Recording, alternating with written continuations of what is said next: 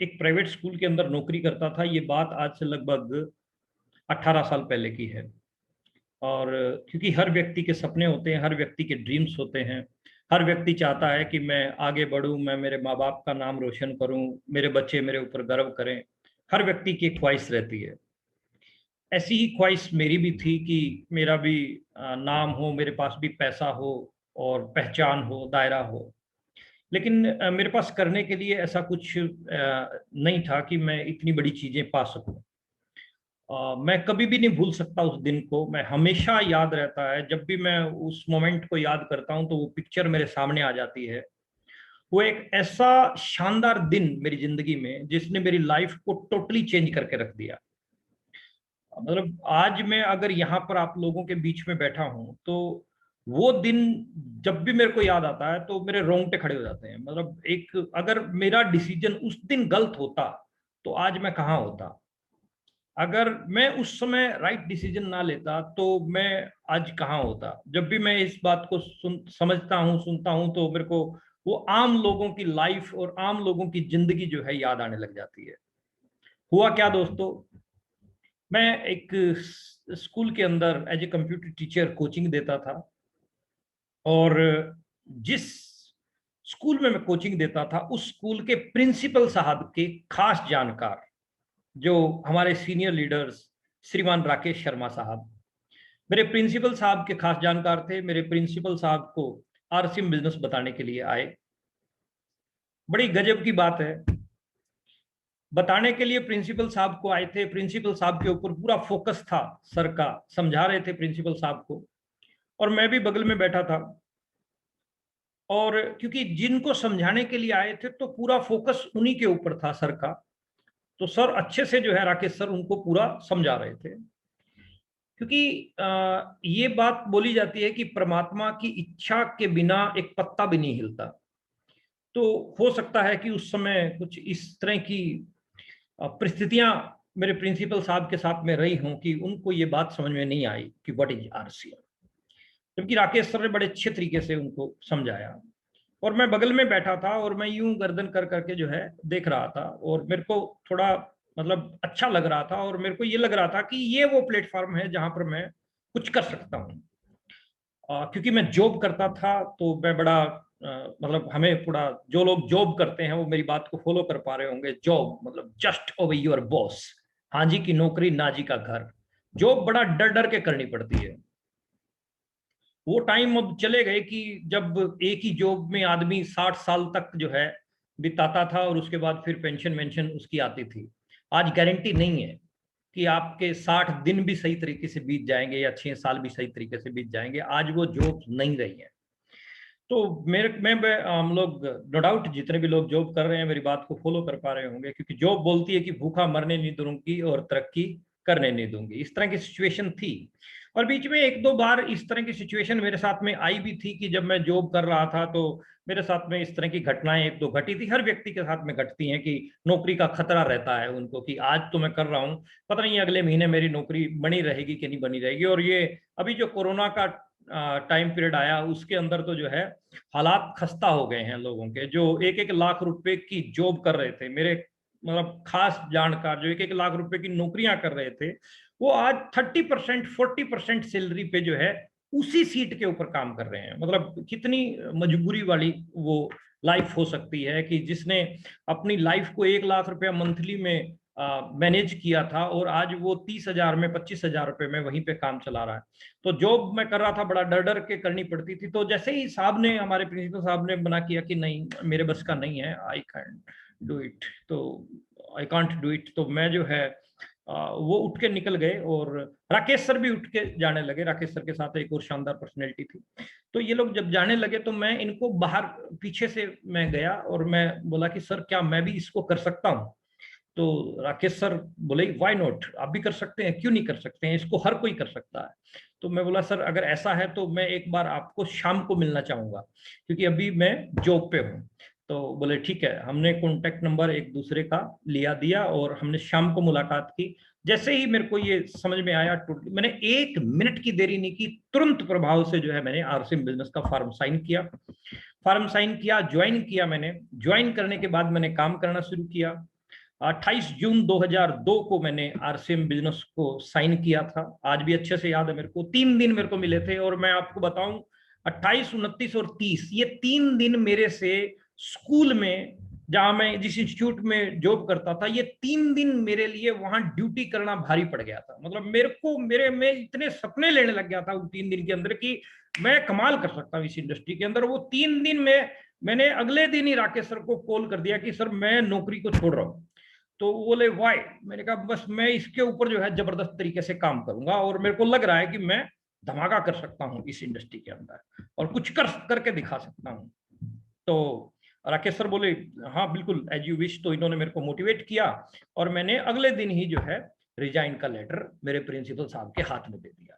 और जब मैंने रिजाइन का लेटर दिया तो प्रिंसिपल साहब बोले कि, क्योंकि मैं 3-4 काम संभाल रहा था, मैं वाइस प्रिंसिपल का, स्टाफ मैनेजमेंट और स्टूडेंट सेल, कई चीजें संभाल रहा था कंप्यूटर्स के। तो वो बोले कि तू एक दिन आ जा, भले ही 2 दिन आ जा, लेकिन आता रहे। मैंने कहा नहीं, अब मैं जा रहा हूँ तो जा रहा हूँ। मैंने 2-3 दिन के अंदर ये डिसीजन लिया, और मैं फुल टाइम जो है आरसीएम बिजनेस में आ गया। मैं मेरे खास फ्रेंड जो आज स्टार एमराल्ड है, सरदार जरनैल सिंह जी, मैंने पहले इनको ज्वाइन करवाया। फिर मैंने मेरे स्कूल के उसी प्रिंसिपल साहब को भी ज्वाइन करवाया, जिनको समझाने के लिए आए थे राकेश सर। और मेरे एक दोस्त को और मैंने ज्वाइन करवाया। 3-4 ज्वाइनिंग मेरी हुई 30 तारीख तक। 516 रुपए का मेरा पे आउट आया, फर्स्ट पे आउट 516 रुपए का। और 516 रुपए के पे आउट से मैं बड़ा एक्साइटेड हुआ था, मतलब खूब खुश हुआ, क्योंकि पहली इनकम थी। और मतलब इतना एक्साइटेड हुआ कि बस मैं आपको बता नहीं सकता कि मेरे को जिन लोगों ने मना किया था कि कुछ नहीं आता, बकवास है, क्योंकि मैं समझाने जाता था तो लोग समझा देते थे। और 516 का वो पे आउट की मैंने खूब फोटो कॉपियां कराई, जेरोक्स कॉपी, और जिन लोगों ने मना किया उनके घरों में मैं छोड़ के आया क्योंकि एक्साइटमेंट थी बहुत ज्यादा। और फिर काम किया। देखो शुरू शुरू में मेरे से मिस्टेक भी हुई, और वो होती भी हैं, हर व्यक्ति से होती हैं, क्योंकि दुनिया की कोई भी सड़क सीधी नहीं जाती, गलतियां होती हैं। मेरे से भी हुई, मैं समझाने जाता था, लोग समझा देते थे। लेकिन सपोर्ट आपको इस इंडस्ट्री के अंदर बहुत मिलती है। जिस सपोर्टिंग सिस्टम का नाम है अपलाइन, और मुझे वो इतना तगड़ा सपोर्टिंग सिस्टम मिला मिस्टर राकेश शर्मा साहब के रूप में।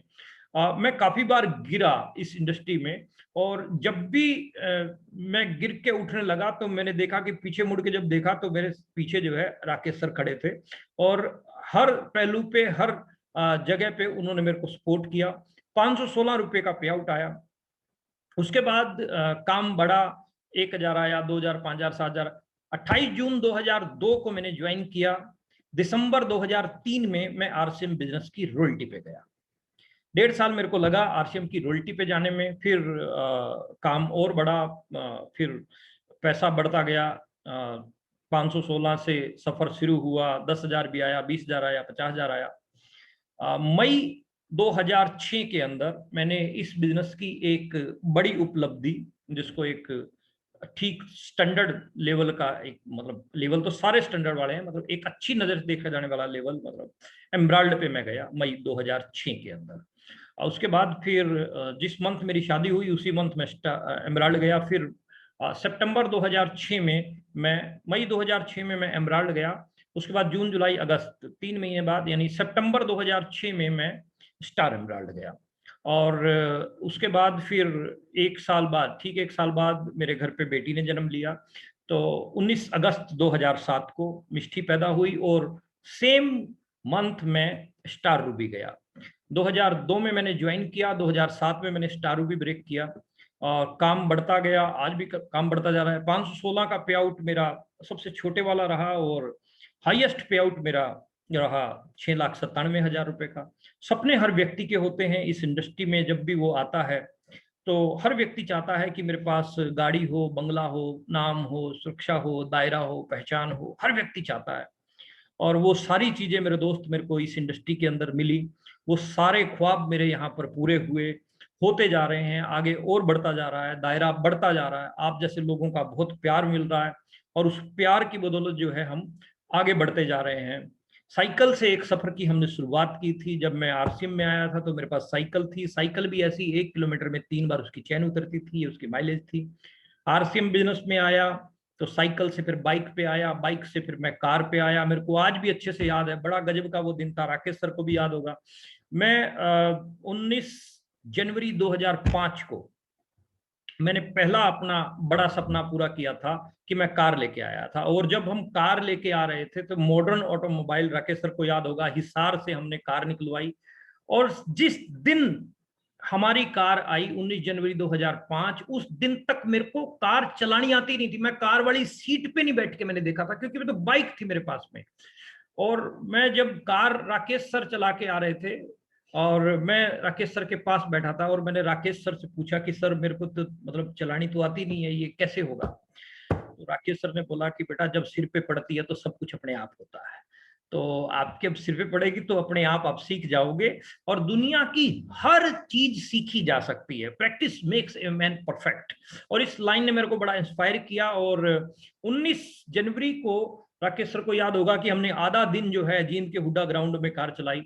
और 20 तारीख को थोड़ी सी प्रैक्टिस राकेश जी ने और करवाई। और जब पहली बार मैं कार की सीट पे बैठा था तो मैंने देखा कि मेरे पैर 2 हैं और नीचे सामान 3 हैं, तो ये कैसे होगा? तो राकेश सर ने बोला कि एक टाइम पे एक ही चीज पे पैर आपको रखना है, और मतलब 2 से आपका मैनेज हो जाएगा। मजा आता था बड़ा, और सीखा। 21 तारीख को मैं उस कार को लेके बद्दी हिमाचल प्रदेश चला गया था। मतलब 19 तारीख का आधा दिन और 20 तारीख का बड़ा सा एल लिखवा लिया था। राकेश सर ने कार पे कहने लगा चिंता ना कर तू, तेरे ये एल को देख के सामने वाला अपने आप ही साइड सुइड में कर लेगा। और practice makes a man perfect का ये फार्मूला उस दिन काम किया। मैं जब पहली बार लॉन्ग ड्राइव पे अपनी कार को लेके गया, यानी जींद से लगभग 250-300 किलोमीटर दूर, फर्स्ट टाइम 1.5 दिन की ड्राइविंग सीख के जब मैं लेके गया, तो मेरा वो डर, मेरी वो झिझक, मेरी वो हेजिटेशन टूट गई। और मेरे को ये लगने लगा कि कार की तरह से दुनिया का हर वो काम सिर्फ रुका हुआ है डर, हेजिटेशन, शक, शंका, डाउट। और इस प्रकार की चीजें जब दिमाग के अंदर रहती हैं तब एक व्यक्ति अपने वर्क में प्रोग्रेस नहीं कर पाता। और तब मेरे को लगने लगा कि अगर एक आम इंसान इन सारी चीजों को छोड़ दे, त्याग दे, तो वो इस इंडस्ट्री का बेताज बादशाह बन सकता है। और जब मैंने ये सारी चीजें देखी तो मैंने उसके ऊपर काम करना शुरू किया।